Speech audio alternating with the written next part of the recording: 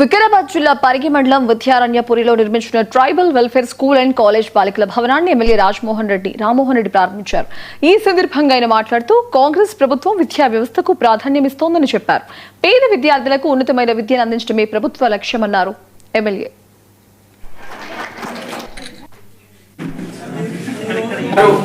గిరిజన బాలికలకు సంబంధించినటువంటి ఉన్నత పాఠశాల మరియు జూనియర్ కళాశాల గౌరవ సముదాయాన్ని 5 కోట్ల రూపాయలతో ఈరోజు సంక్రాంతి పర్వదినం సందర్భంగా ఇక్కడ ఉన్నటువంటి స్టూడెంట్స్కి అందరికీ కూడా అంకితం ఇవ్వడం జరుగుతుంది.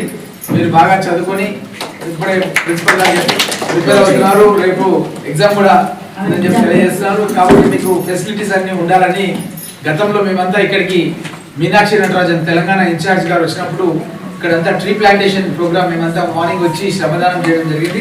మీరందరూ కూడా దాంట్లో ఆ రోజు భాగస్వామ్యమైనారు. చాలా సంతోషంగా ఉంది. మళ్ళీ మీ క్యాంపస్కి వచ్చి 5 crores బిల్డింగ్ కట్టి ఇవ్వడం జరిగింది.